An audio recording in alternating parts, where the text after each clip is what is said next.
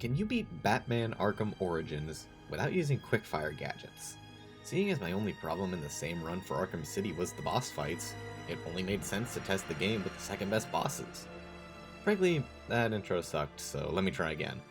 I am skipping all the way down to Arkham Origins because of a very basic fact from the Arkham City run, that being the only difficult parts of the game were the bosses. Arkham Asylum's bosses can be beaten without Quickfire easily, I would know from first-hand experience. And Arkham Knight basically doesn't have any bosses to speak of. Enter Arkham Origins with the second best selection of bosses, in my opinion, providing the most interesting challenge aside from City. So, without further ado, let's get right into it. Just like with Arkham City, I'll be going in chronological order of events. It just makes more sense that way. So let's begin with the Blackgate prison riot. This area plays out pretty much as normal, only slower because we can't quick-fire gadgets to get through the tutorials, up until the exact same thing that ended my City run. These switches are our introduction to Quickfire, just like in the steel mill in Arkham City, and every problem those provided are here as well. You can't batarang them fast enough because they click off before you have time to aim. You can't use the explosive gel on them because reasons, even though Batman can actually place the gel on the switches this time, and we have no way to get enough experience to unlock the twin batarangs. So it seems like we're stuck and have to go to New Game Plus, unless I use a strategy partially developed back in Arkham City.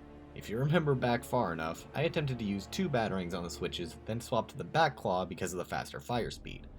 It didn't end up working, but it still had me thinking.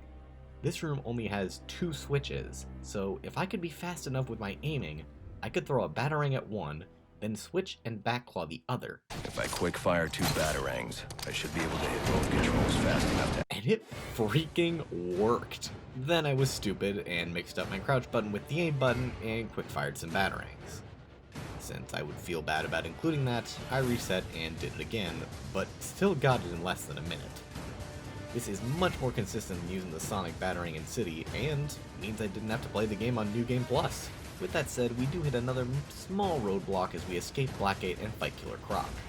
This fight is mostly unchanged, except for one slight challenge. Normally you're supposed to spam batarangs when Croc picks up the gas tanks to make them explode in his hands. Since we can't do that, we pretty much have to just let him throw them. Since the tanks exploding would normally damage him, it just means we have to beat him up a little bit more than usual. It also means throwing batarangs at the final tank really fast to land the final hit. Honestly, the tank exploding might be scripted since it only took 3 shots to blow up, and there's nothing to replace it if you don't hit it. Who knows, but we get through the battle either way. We then have quite the length of time without issue. We track down Penguin, beat up Electrocutioner, and make our way through the entire final offer without any issue, and run into the next quote-unquote roadblock, Deathstroke. Deathstroke is always a difficult battle, so taking away an easy way to deal damage, that being the Quickfire Backclaw, only served to make it harder. I would always use the Quickfire Backclaw to get some easy hits in when Slade just wouldn't cooperate. It lowers the chance I'd need to counter, putting me at less risk overall. Unfortunately, that's stripped away, so we have to do this legit. And we're unable to use the regular Backclaw because Slade is just that good at dodging. Despite taking a lot of damage, I was able to get through on the first try.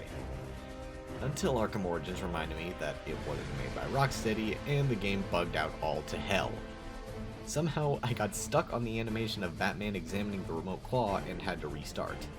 And of course, it didn't save the fact that I had beat Deathstroke, and I had to do the entire fight over again. Thank you, Arkham Origins. Very cool. Regardless, I beat him again, actually got the remote claw, and moved on. Everything went pretty smooth for a while after that. I got the worst gadget in the series, went to the GCPD, and had virtually no troubles. A few combat sections were a little difficult, but nothing I couldn't handle.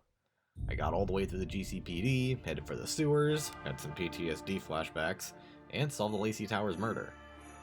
I headed for the bank, met Joker, and took out a couple of goons, all with basically no trouble.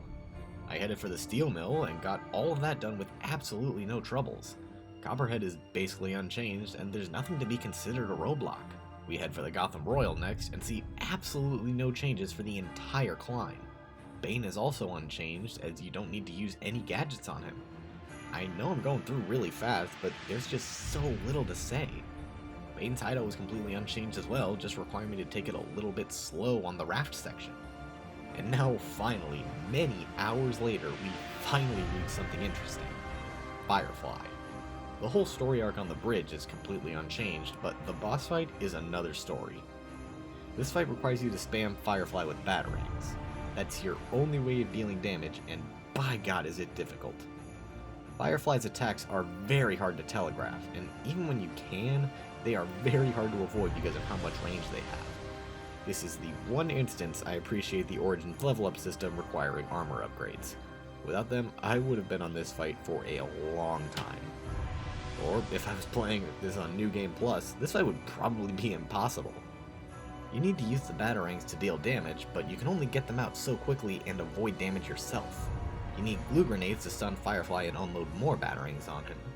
And you need the Batclaw to advance phases. It's a constant challenge of swapping gadgets and unloading them as fast as possible, while avoiding as much damage as possible. This is the one instance of this game that I recommend doing this challenge. It definitely requires the most skill from this game. I'd say it's about on par with Rage in terms of difficulty. It's very difficult, but very fun. And that pretty much concludes the run. The rest of the game was the Blackgate Riot, and there's only one slight instance of challenge, that being the pipe room while you float on the glue raft. It's a little challenging to clog all the pipes without Quickfire, but I still got it done easily. All that's left is Bane, who is incredibly easy, not requiring any gadgets to take down. We beat him up, beat Joker up, and that's the run. Overall, this was a pretty fun challenge, but not one I'd really recommend. As you saw, there were massive gaps where basically nothing changed from the game. It wasn't nearly as fun as City, mostly because there was very little that changed. Sure, some of the bosses were a little more difficult, but they weren't the interesting kind of difficult found in City. Most of the run was just keeping my habits in check, which have since developed quite a bit after doing multiple no Quickfire runs in Arkham City. I slipped up a lot less in this run than I did in my first City run. Once again, no completion or DLC for this challenge, I just don't have the patience. Now, I may have mentioned at the start of this video that I wasn't going to do Night because of the lack of bosses. That part reigns true, but a very kind commenter on the Arkham City video brought something very interesting to my attention. That being the enemy variety that Arkham Knight has, some of which requiring Quickfire gadgets to deal with. So, stay tuned for the finale of No Quickfire with Batman Arkham Knight next time. Thanks for watching, and I'll see you later, chaps.